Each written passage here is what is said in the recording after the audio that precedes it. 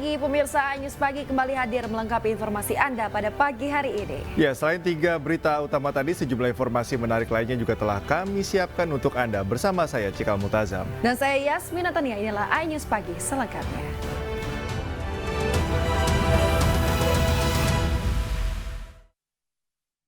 Pemirsa, kita awali informasi pagi hari ini. Polisi menetapkan kekasih artis Tamara Tiasmara sebagai tersangka pembunuhan anak Tamara yang masih berusia 6 tahun. Dari rekaman CCTV, pelaku sengaja menenggelamkan korban di kolam renang Tirtamas, Durensawit, Jakarta Timur.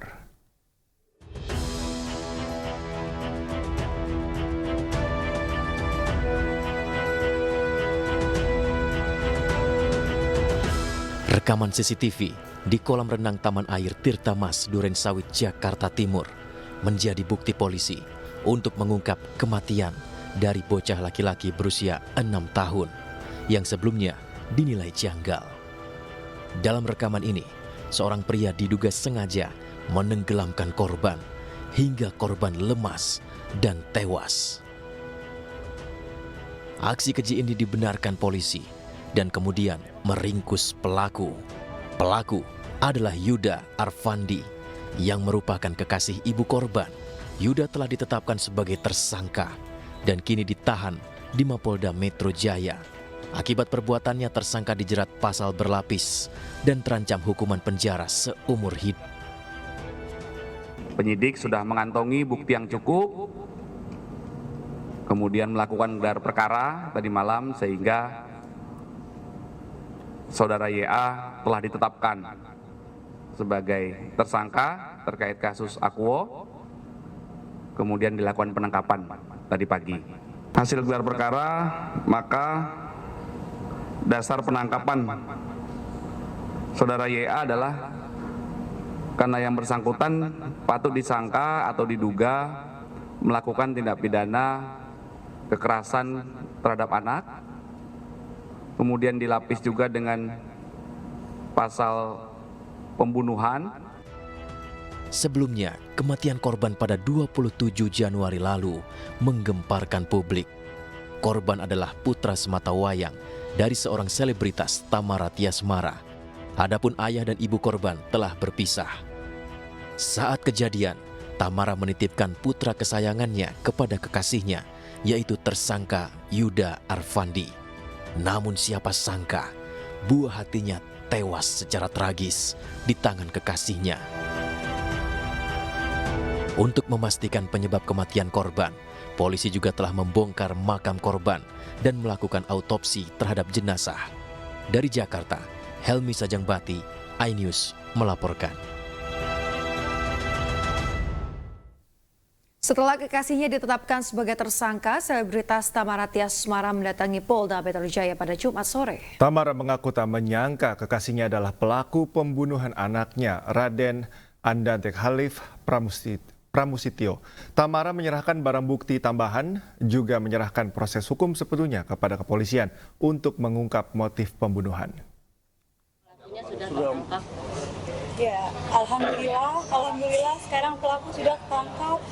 Jadi ya dari kemarin kita tuh diam aja, bukan berarti aku nggak ngapa-ngapain gitu.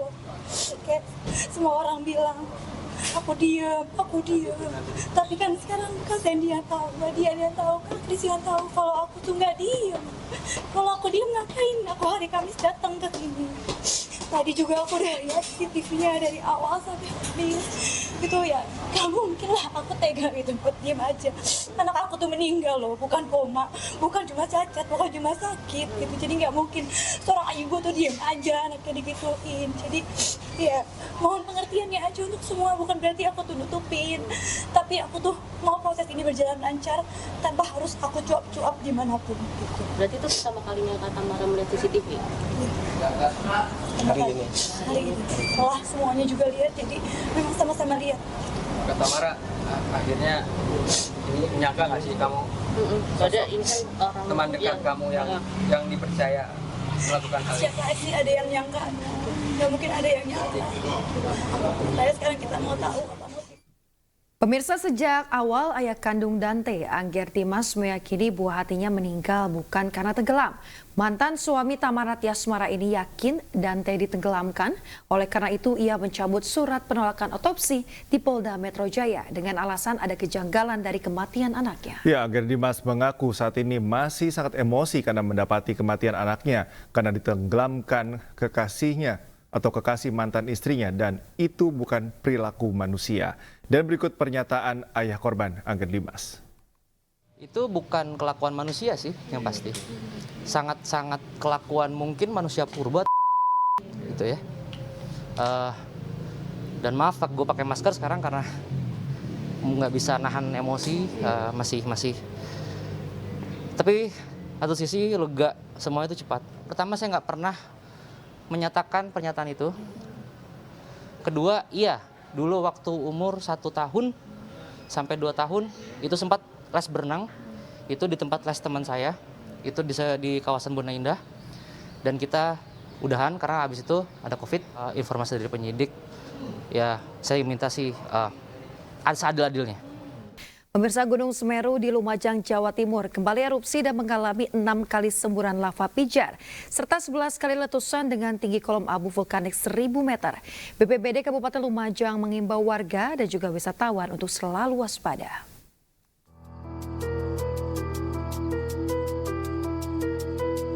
Semburan lava pijar dan guguran material vulkanik Gunung Semeru terekam kamera CCTV yang berada di Desa Oro-Oro Ombo, Kecamatan Pronojiwo, Lumajang, Jawa Timur. Dari data pos pengamatan Gunung Api Semeru selama 12 jam terakhir, Gunung Semeru secara visual mengalami 6 kali semburan lava pijar dan guguran material vulkanik.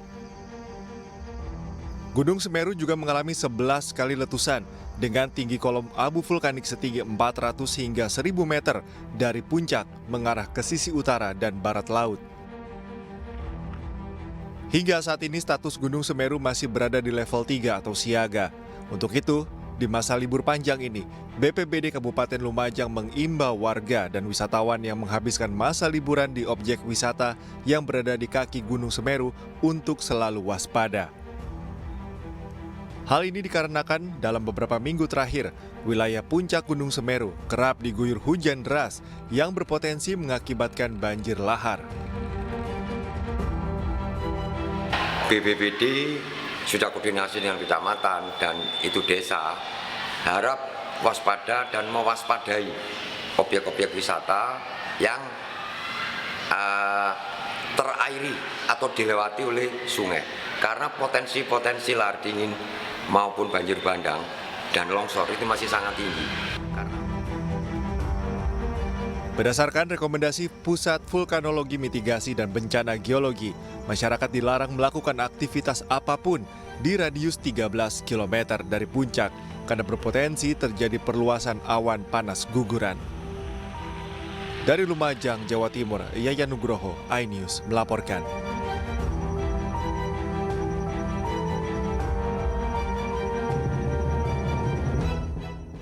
Pemirsa, banjir yang melanda Kabupaten Kudus, Jawa Tengah terus meluas. Sejumlah warga yang terjebak di dalam rumah dievakuasi petugas BPBD Kabupaten Kudus. Sementara itu, pemirsa, di Demak, Jawa Tengah, sejumlah warga yang mengungsi di lantai 2 atau di atap rumah meminta dievakuasi karena ketinggian air terus meningkat hingga mencapai 3 meter.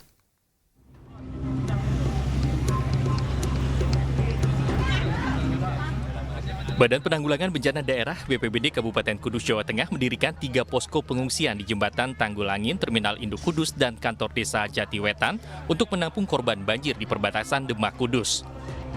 Sedikitnya 500 warga Kecamatan Karanganyar Demak mengungsi di 3 titik pengungsian tersebut. Banjir di Kabupaten Demak terus meluas dan hingga kini proses evakuasi warga yang terjebak banjir terus dilakukan. Untuk mengantisipasi lonjakan pengungsi, BPBD Kudus juga menyiapkan sejumlah lokasi pengungsian, diantaranya Aula DPRD Kabupaten Kudus. Proses evakuasi korban banjir di Kabupaten Demak terus berlangsung. Sekitar 100 personel BPBD dari berbagai kabupaten seperti Kudus, Pati, dan Blora berjibaku mengevakuasi warga Kecamatan Karanganyar Demak. Lebih dari 700 warga yang berhasil dievakuasi ditampung di sejumlah titik pengungsian di Kabupaten Kudus. Diperkirakan ketinggian air mencapai 3 meter. Selain terjebak di rumah, banyak warga yang mengungsi terjebak di musola dan masjid karena ketinggian air terus meningkat. Banjir juga merendam desa Ketanjung, Kecamatan Karanganyar, Demak, Jawa Tengah. Jembatan Tanggulangin di perbatasan Demak Kudus difungsikan menjadi posko darurat. Jalur pantura wilayah desa setempat dipastikan lumpuh karena tergenang air setinggi 2 meter lebih.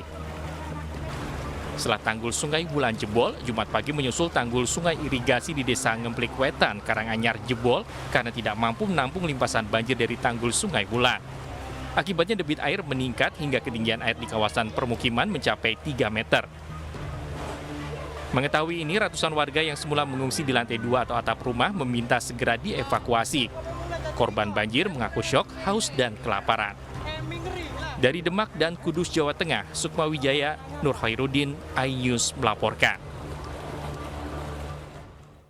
Pemirsa, banjir juga merendam kawasan ruas Simpang Penawar, Kabupaten Tulang Bawang, Lampung. Akibatnya, belasan pemotor yang menerobos genangan akhirnya mogok.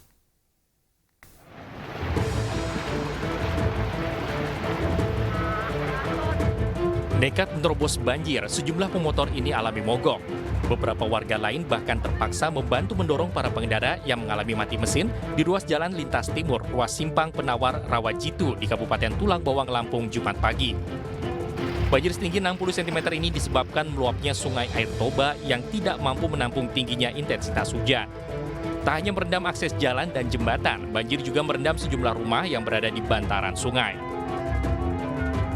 Banjir sempat membuat arus lalu lintas tersendat dari arah Simpang Penawar menuju Rawajitu maupun sebaliknya. Motornya kenapa tadi, Pak? Naik air, macet. Nyebrang banjir, Pak ya? Iya. Oh. Dari mana mau kemana, Pak? Oh, dari Uni 4 mau ke Pidada. Tinggi nggak banjirnya, Pak? Ya lumayan lah, Mas. Udah sekitar 1 meter. Banyak yang mogok juga motornya, Pak ya? Iya. Banjir disebabkan drainase yang buruk. Warga berharap Pemda setempat memberi solusi agar banjir tidak terus terjadi di saat musim penghujan tiba. Dari Tulang Bawang, Lampung, Ahmad Lutfi Rosyadi, iNews melaporkan.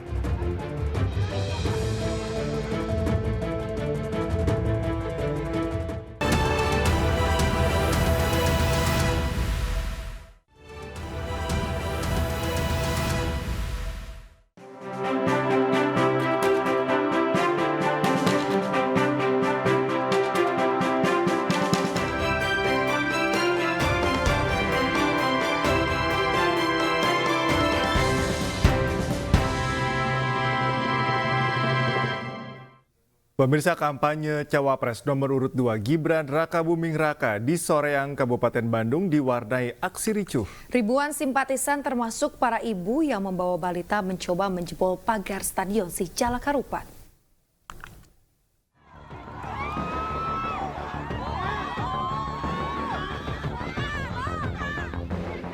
Sejumlah warga termasuk para ibu dengan balita diadang petugas pengamanan saat akan hadir dalam kampanye Cawapres nomor urut 2 Gibran Rakabuming Raka di Stadion Sijalak Harupat, Kabupaten Bandung, Jawa Barat. Kesal tak bisa masuk, ribuan warga saling dorong dengan petugas dan mencoba untuk merobohkan gerbang stadion. Aksi jebol gerbang tak berhasil karena kuatnya gerbang yang terbuat dari besi. Massa yang mengaku hadir sejak pukul 7 pagi hingga pukul 4 sore, kecewa tidak bisa masuk ke dalam stadion. Dalam orasinya, Gibran berjanji jika terpilih akan memperpanjang jalur kereta cepat hingga ke Surabaya. Dari Kabupaten Bandung, Jawa Barat, Saufat Endrawan, iNews melaporkan.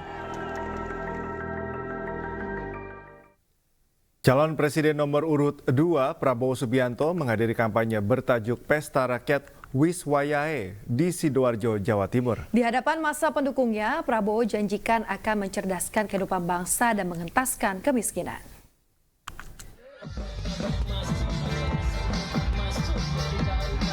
Capres nomor urut 2 Prabowo Subianto menjanjikan akan mencerdaskan kehidupan bangsa dan mengentaskan kemiskinan jika terpilih menjadi Presiden RI dalam pemilu 2024. Hal itu disampaikan Prabowo di hadapan ribuan pendukungnya saat kampanye di Stadion Gelora Delta Sidoarjo, Jawa Timur. Dalam kampanye kali ini, Prabowo didampingi sejumlah tim suksesnya, di antaranya Erick Thohir dan Agus Harimurti Yudhoyono.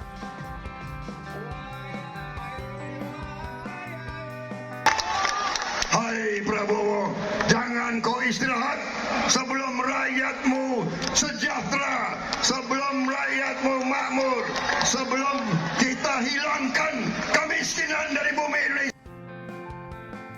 Sementara dari Surakarta, Jawa Tengah, dukungan untuk Capres-Cawapres nomor urut 2, Prabowo Gibran datang dari 2 caleg DPRD dari Partai Kebangkitan Bangsa, yakni Bayu Aji dan Rajat Jati Prakosa. Sikap yang diambil kedua caleg berbeda pilihan dengan Ketua Umum PKB Muhaimin Iskandar yang menjadi Cawapres nomor urut 1. Keduanya pun mengaku siap jika harus mendapatkan sanksi karena memiliki sudut pandang yang berbeda. Siap apapun itu sanksinya, konsekuensinya saya akan selalu siap, apapun itu, dan akan saya hadapi dengan senyum. Gitu. Termasuk dibatalkannya menjadi caleg semisal nanti lolos di DPRD. Oh, enggak apa-apa. Tidak masalah, saya apapun itu sanksinya, seberat apapun sanksinya akan saya terima dengan lapang dada, dengan tersenyum. Sedangkan di Kabupaten Tangerang, Banten, mantan politisi PDIP Marwarar Sirait menghadiri deklarasi dan konsolidasi sahabat Bang Ara untuk mengkampanyekan Capres nomor urut 2 Prabowo Subianto dan juga Cawapres Gibran Rakabuming Raka. Selain berorasi dan melakukan simulasi pencoblosan, Ara menyampaikan keyakinan Prabowo Gibran akan menang 1 putaran dengan persentasi 51 hingga 54%. Kalau lihat datanya, berbagai lembaga survei dengan doa ya, tetap berhati, kerja keras, punya simpati. Kalau saya bertanya, saya sangat yakin bahwa Pilpres tanggal 14 Februari ya, kita sudah bisa melihat nanti sore-sore itu jam. Tim Liputan iNews melaporkan.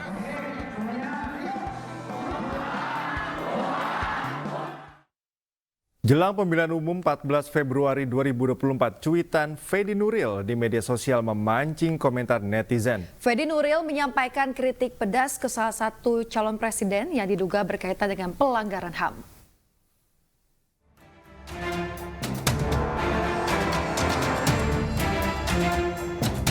Aktor Fedi Nuril menjadi sorotan netizen setelah ia dengan berani menyampaikan opini dan sindiran pedasnya untuk tidak memilih calon presiden nomor urut 2 Prabowo Subianto.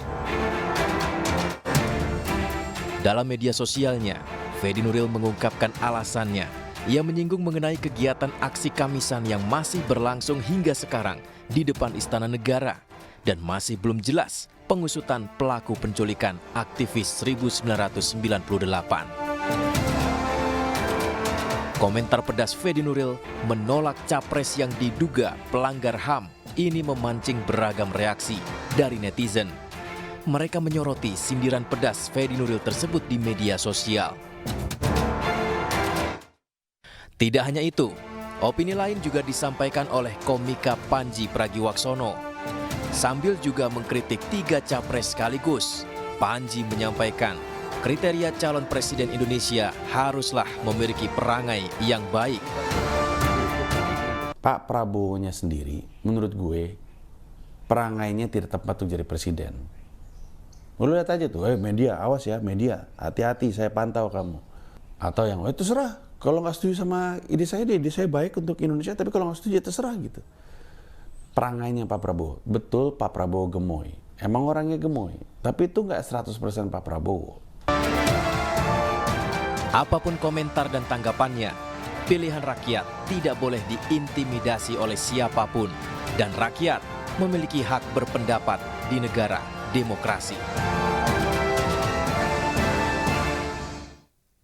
Jelang berakhirnya masa kampanye Capres nomor urut 1 Anies Baswedan menghadiri kampanye akbar di Tulungagung, Jawa Timur. Sementara Cawapres nomor urut 1 Muhaimin Iskandar melakukan long march bersama warga Sidoarjo, Jawa Timur.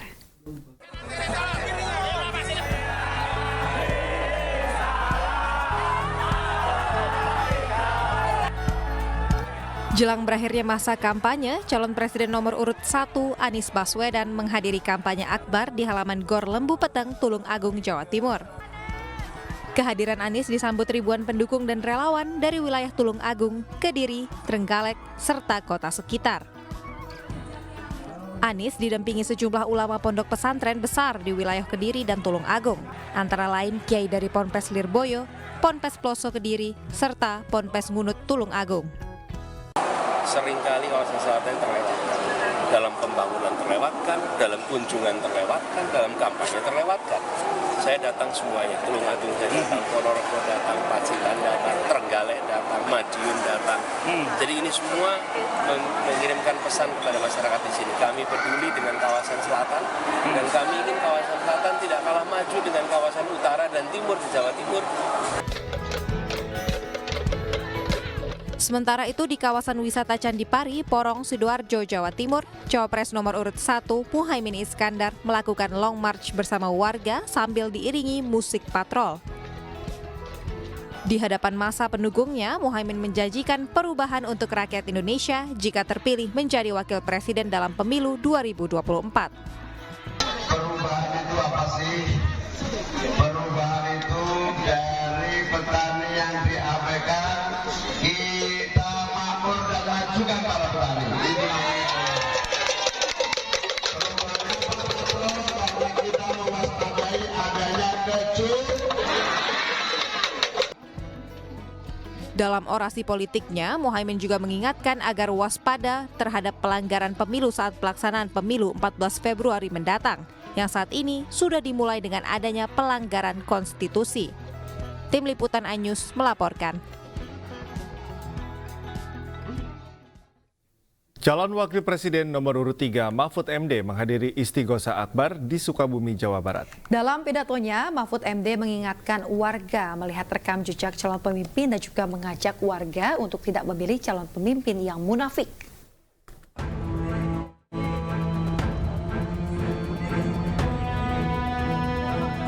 Calon Wakil Presiden nomor urut 3 Mahfud MD menghadiri Istighosa Akbar di Sukabumi, Jawa Barat. Kedatangan Mahfud MD disambut antusias ribuan warga yang sudah menunggunya di alun-alun Cicurug, Kabupaten Sukabumi, Jawa Barat.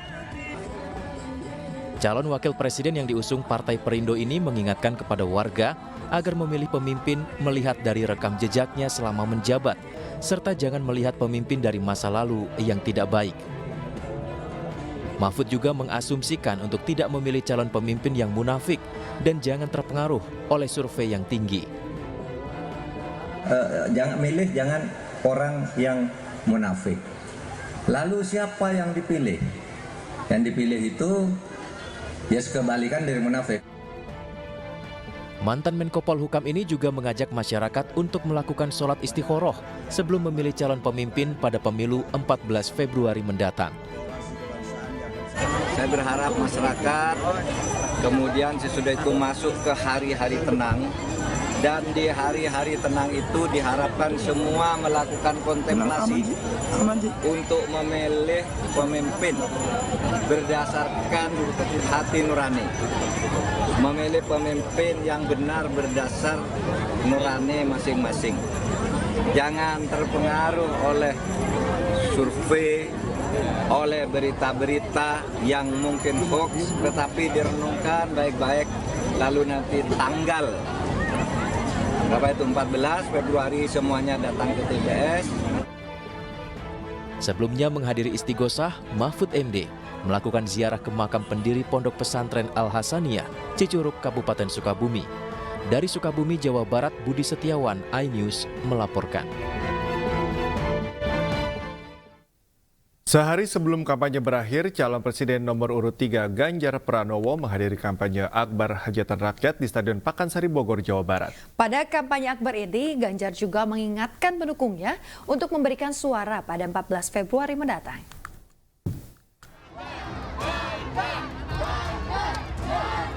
Semuanya.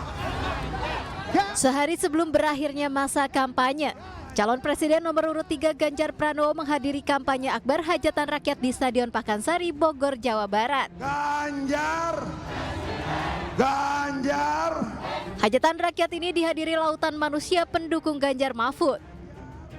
Meski tidak didampingi calon wakil presiden Mahfud MD, pada kampanye akbar hajatan rakyat ini, Ganjar didampingi istri dan anak tercinta, yakni Siti Atiko dan Alam Ganjar, serta Ketua Umum Partai Perindo, Haritano Sudibyo.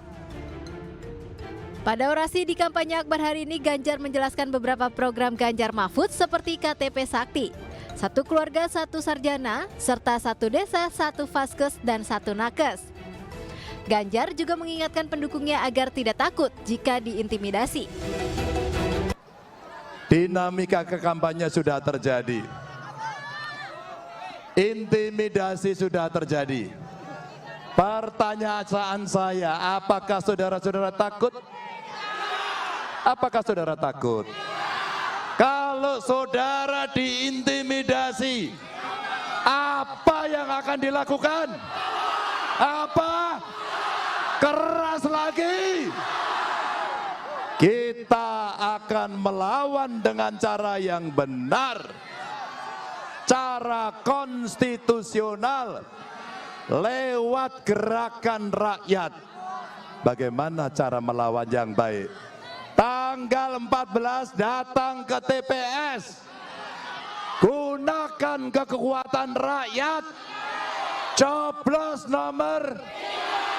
Itulah suara rakyat sejati. Hajatan rakyat di Stadion Pakansari Bogor ini dimeriahkan juga oleh sejumlah musisi dan seniman tanah air. Tim Liputan iNews melaporkan. Pemirsa, relawan Ganjar Pranowo Mahfud MD di Amerika Serikat memberikan apresiasi terhadap keluarga besar paslon nomor urut 3 lewat pemutaran billboard elektronik di kota New York. Dan selama 2 hari berturut-turut.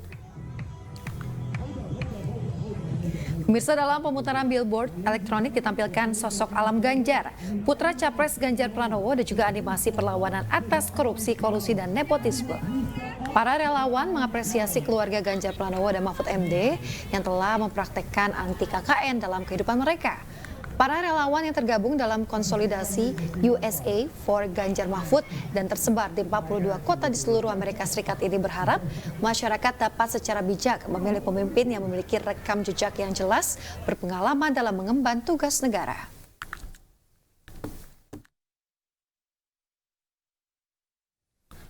Calon legislatif Partai Perindo menghadiri hajatan rakyat Magelang untuk kemenangan calon presiden dan cawapres Ganjar Pranowo Mahfud MD. Hajatan rakyat dihadiri ribuan massa dari berbagai daerah di Magelang.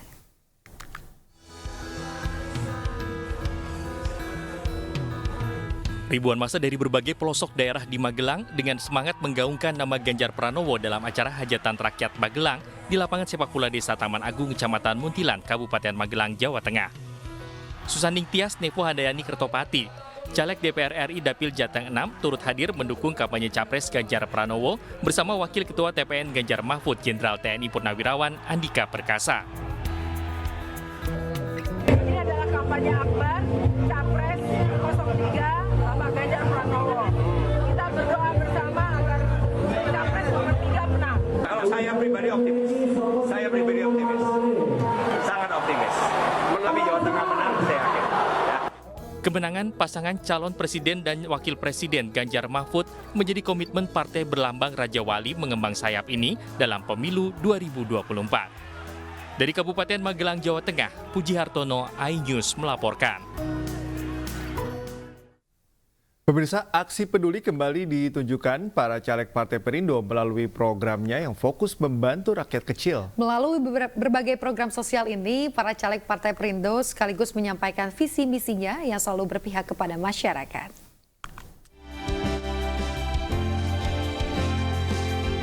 Caleg DPR RI Dapil Sumatera Utara 1 dari Partai Perindo, Majen TNI Purnawirawan Karef Bakti Nusa Marpaung, kembali menggelar bazar minyak goreng murah. Bazar digelar di 2 titik di Kota Medan, tepatnya di Jalan Polonia dan Jalan Sei Arakundo. Ratusan liter minyak goreng disiapkan untuk warga yang memiliki KTA Partai Perindo berasuransi. Dan kami sudah mengenalkan apa itu Partai Perindo dan juga mengenalkan visi dan misi saya. Sehingga betul-betul saya mengatakan pilihlah mereka yang betul-betul bersedia untuk menjadi pelayan masyarakat. Sedangkan di Jalan Bunga Wijaya Kusuma, Medan Selayang, puluhan warga juga diperiksa kesehatannya mulai dari tensi darah, gula darah, hingga kolesterol.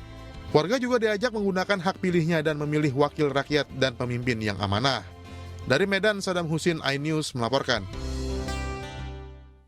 Pemirsa, mendengarkan aspirasi masyarakat menjadi agenda para calon anggota legislatif Partai Perindo di seluruh daerah. Dengan bertanya langsung ke masyarakat, para caleg bisa mengetahui langsung permasalahan warga sehingga bisa dicarikan solusinya.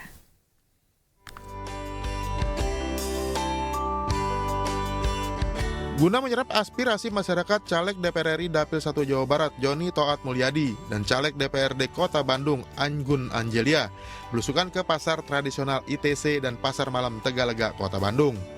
Kehadiran caleg Partai Perindo disambut baik oleh para pedagang. Mereka juga berkeluh kesah mengenai penghasilannya yang turun akibat sepinya pembeli serta mahalnya harga kebutuhan pokok. Saya berkesempatan diajak oleh teman-teman di ITC untuk ya semacam belusukan ya ke pasar, tadi ke pasar basah juga ke sentra batu aki di sini, pengrajin batu aki gemstone ya disebutnya mereka. Ya saya juga ingin melihat seperti apa dan memang kelihatan ekonomi juga agak lesu. Yang mudah-mudahan ke depan akan lebih baik. Joni Toat yang juga menjabat sebagai koordinator masyarakat Tionghoa Peduli menggelar aksi kemanusiaan donor darah yang diikuti oleh 250 jemaat Gereja Katolik Santo Paulus dan warga di kawasan Muhammad Toha, Kota Bandung. Saya ingin berbagi yang saya punya, bisa berbagi dengan teman-teman, bisa membantu yang membutuhkan. Aksi sosial ini merupakan kegiatan rutin untuk membantu ketersediaan pasokan darah di Jawa Barat, khususnya di Kota Bandung. Dalam setiap kesempatannya, para caleg Partai Perindo juga selalu menggaungkan agar masyarakat tidak golput dan menggunakan hak pilihnya di pemilu 2024. Dari Bandung, Jawa Barat, Juhpita Mailana, iNews melaporkan. Di akhir masa kampanye pemilu 2024, pelaksana tugas Ketua Umum Partai Persatuan Pembangunan Muhammad Mardiono bersilaturahmi kepada pengasuh Pondok Pesantren Al-Itun Kyai Haji Ahmad Haris Sodakoh di Semarang, Jawa Tengah. Pemirsa, Mardiono mengatakan silaturahmi kali ini dilaksanakan untuk melaporkan segala ikhtiar politiknya sekaligus meminta doa jelang pemilu.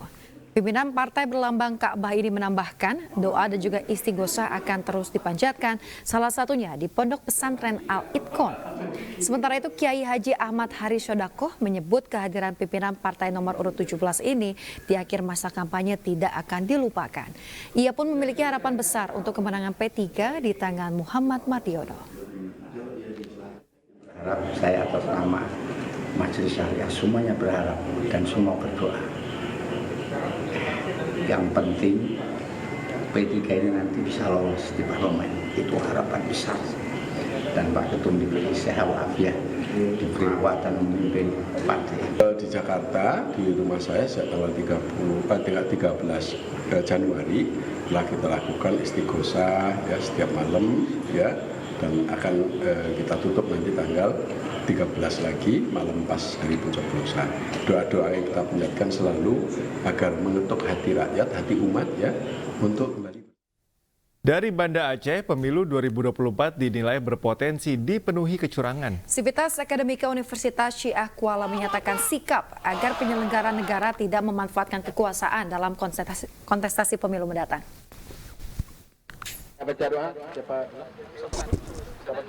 Pemirsa, puluhan guru besar dari Universitas Syiah Kuala pada hari Jumat mendeklarasikan pernyataan sikap untuk pemilu 2024. Mereka mengingatkan pemerintah untuk tidak memanfaatkan institusi dan juga sumber daya negara demi hasrat politik. Mereka mendeklarasikan pernyataan sikap di lapangan Tugu Kopelma, Darussalam untuk memastikan pemilu yang jujur dan adil. Sebanyak 7 poin pernyataan sikap dibacakan oleh para guru besar USK secara bergantian. Penyampaian sikap adalah bentuk tanggung jawab moral atas kelakuan penyelenggaraan negara yang mencoba memanfaatkan kekuasaannya demi mempengaruhi hasil pemilu nanti. Dalam pernyataan sikap tersebut, akademisi berharap masyarakat harus cerdas dalam menentukan pemimpin ke depan sehingga tidak dipengaruhi oleh pihak tertentu. Para Sivitas Akademika Universitas Cendrawasih mengekspresikan dirinya, ya, secara personal hadir di sini untuk menyampaikan ekspresi dirinya, menyampaikan rasa batinnya bahwa mereka ingin negeri ini baik, bahwa mereka ingin pemilihan kepemimpinan kita ke depan adalah secara jujur, adil. Ya, jadi saya kira itu kita ingin damai semua, pemilu ini secara damai dan untuk selanjutnya adalah Aceh menjadi.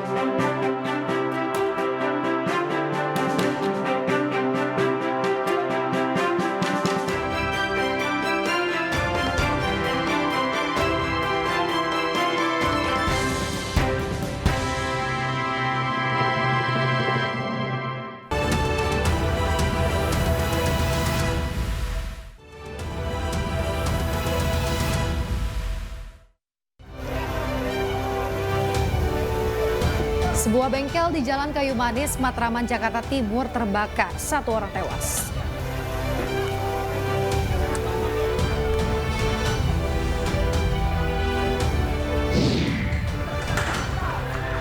Puluhan preman di Pasaraya Kota Padang kocar-kacir saat dirazia polisi.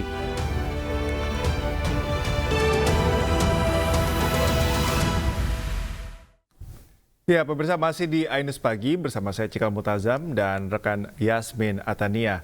Dan demikian tadi adalah berita pilihan dalam Ainus Pagi hari ini dan kita ke informasi berikutnya, pemirsa. Sebuah bengkel di Jalan Kayu Manis, Matraman, Jakarta Timur terbakar. Akibat peristiwa tersebut, 1 orang mengalami luka berat, sementara 1 orang lainnya meninggal dunia.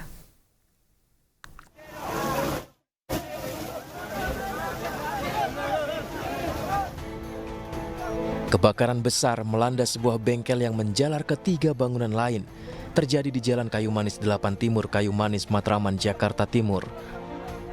2 orang terjebak dalam bangunan yang terbakar tersebut.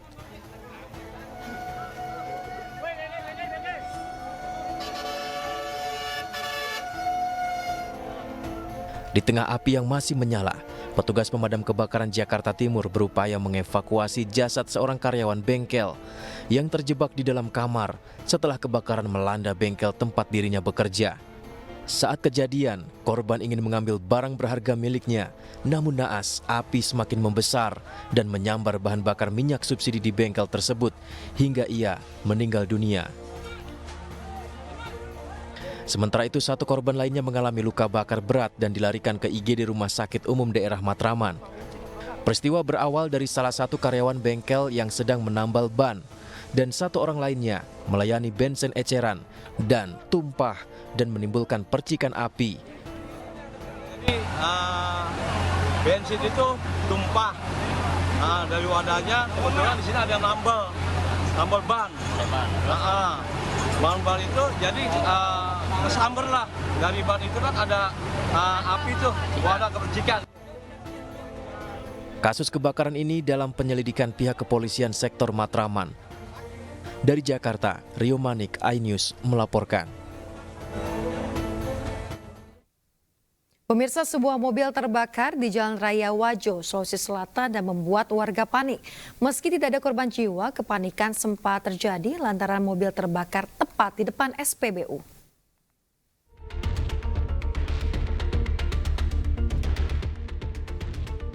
Tepat di depan sebuah SPBU di Jalan Sawere Gading Sengkang, Kabupaten Wajo, Sulawesi Selatan. Sempat mengakibatkan kepanikan, api akhirnya berhasil dipadamkan setelah 2 unit mobil pemadam kebakaran Pemda Wajo tiba di lokasi dan dibantu warga memadamkan api. Belum diketahui penyebab kebakaran.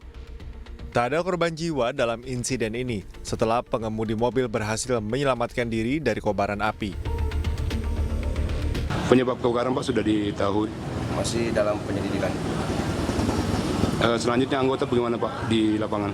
Alhamdulillah kami beberapa menit saja kami bisa menguasai dengan bantuan dari masyarakat dan kami juga menggunakan APAR dari Pertamina. Terkait kemarin warga panik Pak ya? Ya panik karena dekat dari Pertamina. Oh, Pertamina. Usai melakukan pemadaman, petugas masih melakukan pendinginan unit yang terbakar hebat di bagian mesin dan kabin mobil. Dari Wajo, Sulawesi Selatan, Amnar Sengkang, iNews melaporkan. Polisi merazia para preman yang meresahkan warga di Pasaraya Kota Padang, Sumatera Barat. Puluhan preman kocar-kacir saat melihat polisi datang.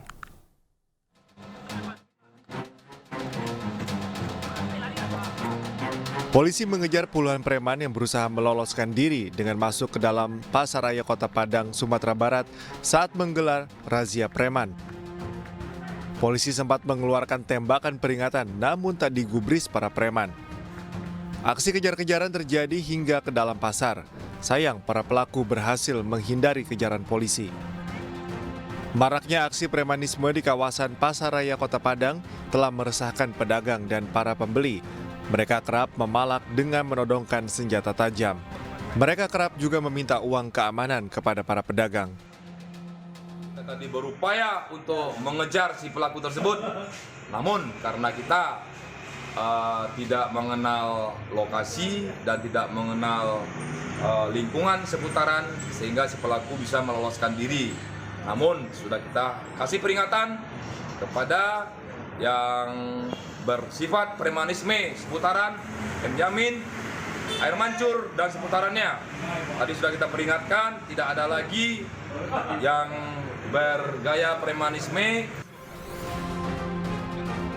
Polisi juga berjanji akan sering berpatroli di kawasan ini untuk mencegah aksi premanisme. Dari Padang, Sumatera Barat, Budi Sunandar, iNews melaporkan. Diduga mengemudi ugal-ugalan dalam kondisi mengantuk, sebuah angkot jurusan Depok Timur Pasar Minggu terjun bebas ke dalam anak kali Ciliwung, Gunung Sahari, Jakarta Pusat. Sopir dan kernet angkot alami luka-luka dan langsung dilarikan ke rumah sakit.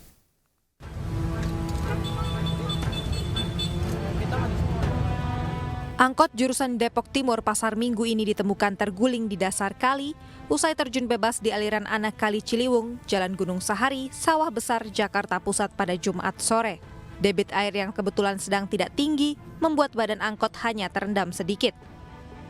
Kecelakaan tunggal bermula saat angkot jurusan Depok Timur Pasar Minggu melaju kencang dari arah Senen menuju Ancol. Saat melintasi lokasi kejadian, angkot tiba-tiba kehilangan kendali diduga akibat sopir mengantuk, hingga akhirnya tercebur ke dalam aliran anak kali Ciliwung. Evakuasi dilakukan petugas damkar menggunakan alat berat jenis krain untuk mengangkat angkot, sedangkan sopir dan kernetnya langsung dilarikan ke rumah sakit terdekat. Posisinya di dalam kali kita agak kesulitan juga karena kan perlu bantu alat berat. Kalau utamanya tidak bisa pakai kren, tapi dengan kesigapan, ketakasan pegawai, kita alhamdulillah mobil berhasil diangkat dan diamankan. Beruntung saat kejadian angkot tidak membawa penumpang. Saat ini, angkot tersebut diamankan petugas kepolisian ke unit Laka Lantas Polres Metro Jakarta Pusat. Dari Jakarta Pusat, dari Jakarta, Rani Sanjaya, iNews melaporkan. Viral, seorang pengendara motor peserta konvoi kampanye politik alami kecelakaan saat melakukan freestyle di atas motornya. Ia ditabrak pengendara motor lain dari arah belakang hingga keduanya terjatuh dan menjadi tontonan warga.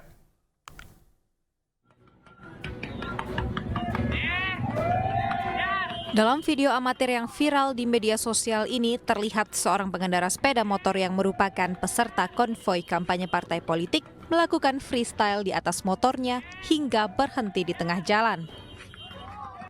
Naas dari arah yang sama melaju motor yang langsung menabrak dari belakang.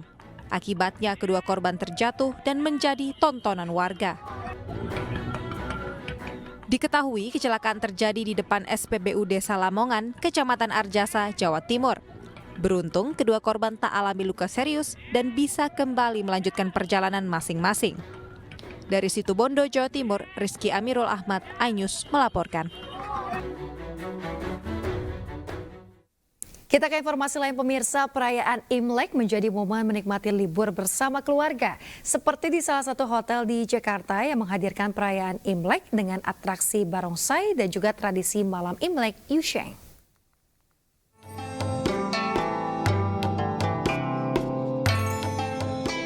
Perayaan Imlek menjadi momen kebersamaan dan kehangatan bersama keluarga. Perayaan Imlek di Sun Lake Waterfront Resort and Convention yang merupakan unit dari Sanggo Hotel Management bisa menjadi pilihan untuk menghabiskan waktu berlibur dan menyambut Tahun Baru Imlek.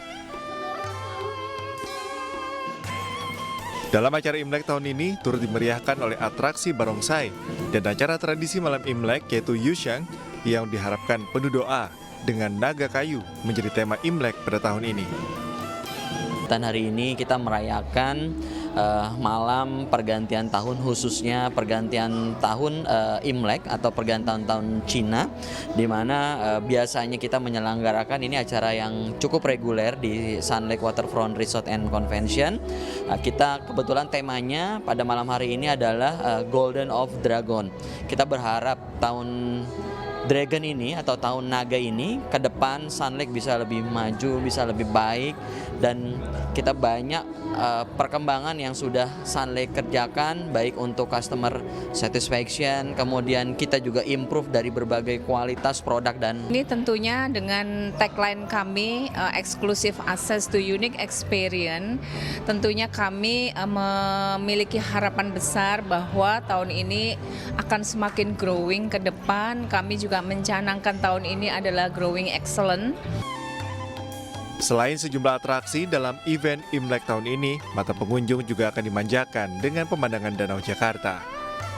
Dari Jakarta, Anissa Septiarani, M. Khairuddin, Sadu Santo, iNews melaporkan. Pemirsa, pemusatan latihan tim U20 Indonesia resmi ditutup dengan internal game yang digelar di Jakarta. Ya, seluruh pemain selanjutnya akan dikembalikan ke klub masing-masing dan diberikan metode latihan mandiri dari timnas guna menjaga kondisi untuk pemusatan latihan selanjutnya pada Maret mendatang.